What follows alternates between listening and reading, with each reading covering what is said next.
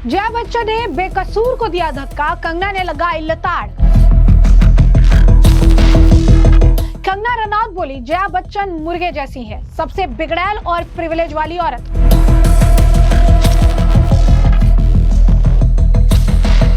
प्रियंका वाड्रा, राहुल गांधी को मिंटा देवी ने सिखाया सबक। मिंटा देवी ने कहा, राहुल प्रियंका मेरे कौन है, उन्हें किसने अधिकार दिया, मेरी उम्र को लेकर मेरे शुभचिंतक क्यों बन रहे हैं। प्रियंका गांधी या राहुल गांधी मेरे कौन होते हैं।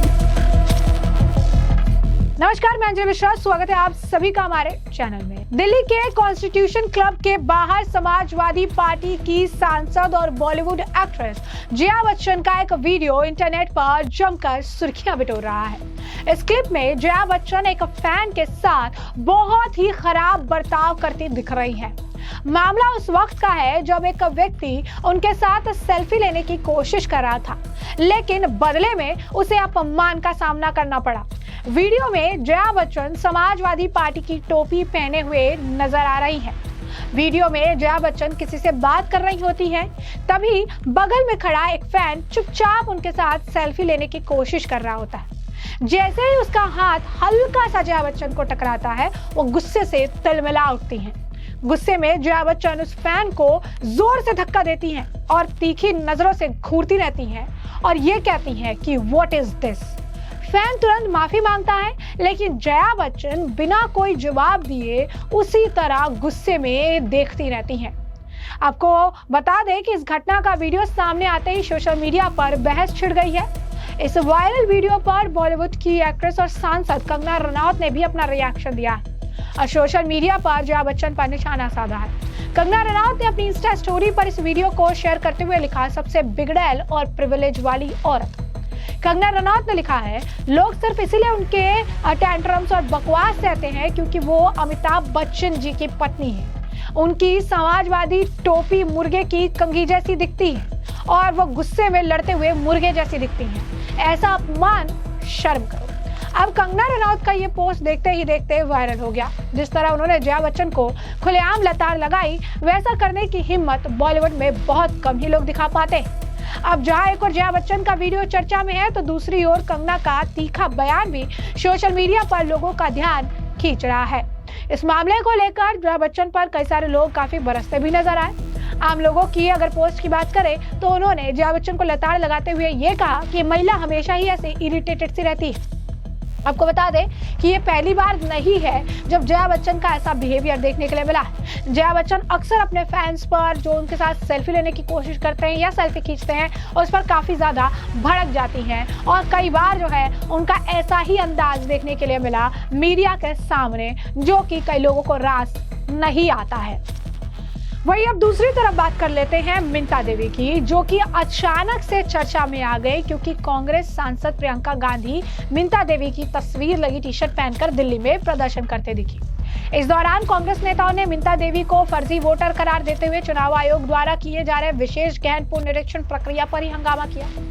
अब जब इस बात की जानकारी सिवान की रहने वाली मिंटा देवी तक पहुंची तो वो और ज्यादा भड़क गई और उन्होंने कहा कि प्रियंका गांधी या राहुल गांधी मेरे कौन है, उन्हें मेरी तस्वीर वाली टी-शर्ट पहनने का अधिकार आखिर किसने दिया है।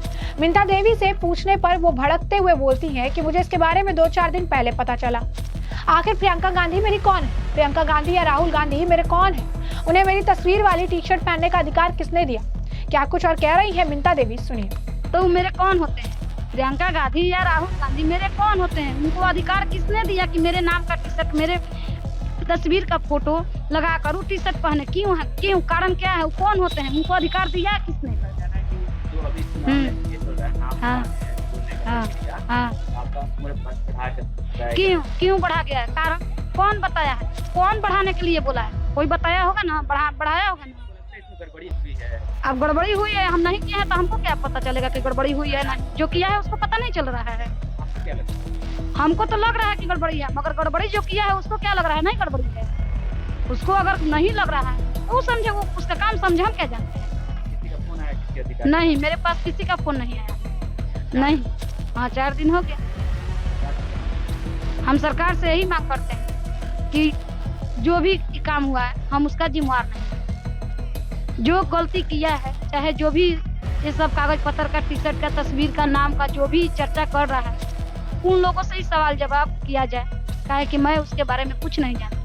कहना है कि आपके लिए कर रहे हैं कि आपका उम्र भी सही है, सही है। तो मेरे उम्र के लिए वो इतना शुभचिंतक क्यों बने? वो आखिर मेरे हैं कौन? जानना मैं चाहती हूँ ना कि वो है मेरे कौन, उनको अधिकार किसने दिया मेरा विपक्ष लड़ने के लिए, मेरा विपक्ष कुछ करने के लिए? उनको अधिकार किसने दिया? मैं ये जानना चाहती हूँ कि किसने दिया है अधिकार। अधिकार देने वाला का भी नाम तो जानना चाहिए ना मुझे कि कौन दिया है। आप कहना चाहते हैं कि आपके लिए ऐसा ना किया जाए? हाँ, ना किया जाए। क्यों किया जाएगा? मैं यही चाहती हूँ कि मेरे लिए ना किया जाए। क्यों किया जाएगा? कारण क्या है? जो किया है वो करने वाला है कौन? उसको अधिकार किसने दिया? तो जैसा कि आपने सुना कि मिंता देवी राहुल गांधी और प्रियंका गांधी पर भड़क रही हैं। वो कह रही हैं कि उन्हें किसने अधिकार दिया, किसने हक दिया। उन्होंने जो है मिंता देवी से ये पूछने पर कि आपको किसी प्रशासनिक अधिकारी की तरफ से कोई कॉल आया, तो मिंता देवी ने कहा कि मुझे किसी का फोन नहीं आया। वो मेरी उम्र से अधिक मेरे शुभचिंतक क्यों बन रहे हैं? मिंता देवी ने कहा कि ऐसा नहीं होना चाहिए। उन्होंने ये भी कहा कि जिन्होंने भी ये डिटेल्स डाला है, क्या उन्होंने उस समय अपनी आंखें बंद कर ली थी? अगर सरकार की नज़र में मैं 124 साल की हूँ तो सरकार मुझे वृद्धा जो अवस्था पेंशन जो है वो क्यों नहीं दे रही है? मिंता देवी का कहना है कि 124 वर्ष की उम्र वालों को जो सरकार की योजनाएं मिलनी चाहिए वो सरकार मुझे इस योजना का लाभ दे, या फिर वोटर ID कार्ड में मेरे डिटेल्स को सही किया जाए। वहीं इस मामले को लेकर क्योंकि मिंता देवी ने विरोध किया है, उन्होंने कहा है कि आखिर मेरी टी शर्ट पहनकर मेरे नाम का सवाल करके आखिर मेरे विपक्ष में उन्हें बोलने का मौका किसने दिया? इस मामले पर अब कांग्रेस के नेताओं की प्रतिक्रिया भी आ रही है। इस मामले को लेकर कांग्रेस नेता इमरान मसूद का बयान है, क्या कुछ कह रहे हैं वो सुनिए। तो करना चाहिए, हमको मना कर रहे हैं आप ना करो, लेकिन बीजेपी इलेक्शन कमीशन की प्रवक्ता है क्या? ये जो बीजेपी इलेक्शन कमीशन की प्रवक्ता बनकर काम कर रही है, ये खुद बता रहा है कि बीजेपी और इलेक्शन कमीशन का गठजोड़ हो गया।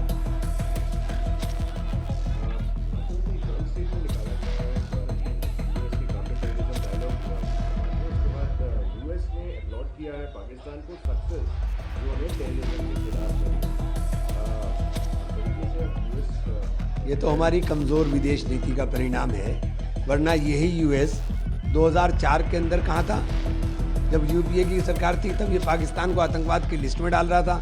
आज ये आतंकवाद के लिए फीट थमथमा रहा है। हमारी 26 बहनों का सुहाग अभी उजड़ा है, 4 महीने ही हुए हैं। ये तो हमारा देश का दुर्भाग्य हो रहा है।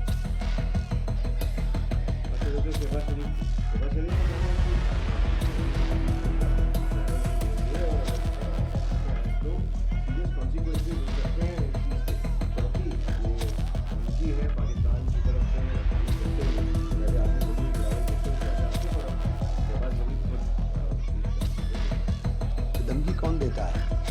जो कमजोर होता है। पाकिस्तान का हमारा कोई मुकाबला ही नहीं है।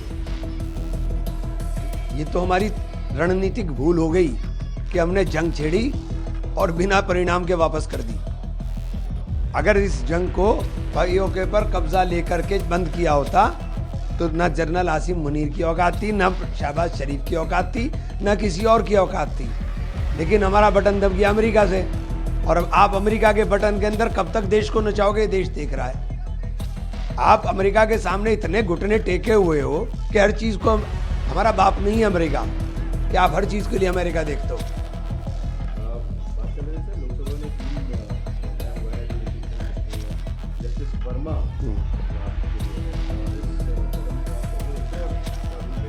देखिए, समिति की चूँकि पार्लियामेंट ने कमेटी बना दी है, जब तक कमेटी की रिपोर्ट ना जाए तब तक इसके ऊपर बोलना उचित नहीं होगा।